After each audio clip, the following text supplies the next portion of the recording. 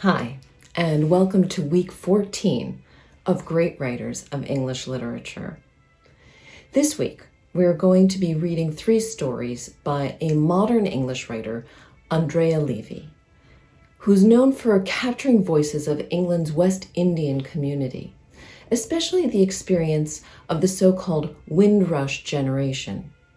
Levy's fresh, inviting stories, like Monica Ali's Brick Lane, look at the tensions of migrant identity and ask readers to interrogate how we define Englishness. We arrive at this question about Englishness after almost an entire semester looking at more traditional or canonical English writing. We read about David Copperfield having to leave school and go to work when he was still just a kid, and Jane Eyre working as a nanny and getting sexually harassed by her employer, experiences that seem almost modern.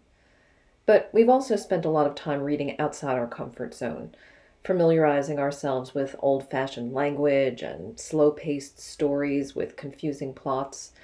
We've also had to try to wrap our minds around the experiences of people living long ago in a distant land or in big fancy houses so rich that they never have to work. Even though, personally, I love a lot of what we read together, we've partly been working at this because these are the British writers who are generally considered great,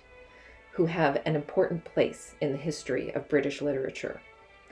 And since Great Britain occupies a small set of islands in the North Atlantic, in many ways it's understandable that the history of literature in this tiny place would be pretty much all white.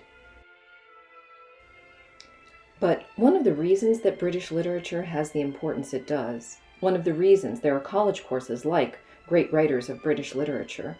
is because so much of the world speaks English, so there's a giant global audience for the stories and poems written by these authors. And the English language itself has such a broad reach because Great Britain enjoyed centuries as major imperial actors, with British soldiers, merchants, and government holding power in locations all over the world. So even though we've spent most of our time reading the texts we're expected to study in a course on Great Writers of British Literature, we also need to think about who's been missing from this curriculum. All the writers who rely on English because they grew up in a British colony or territory, and we also need to think about all the people from these dominions who migrated to Great Britain and made it their home.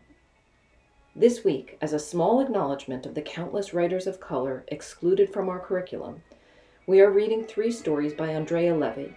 an English-born writer with family roots in Jamaica, who writes beautiful modern stories about the experience of immigrants to Britain, like her own mother. As you read Levy's stories,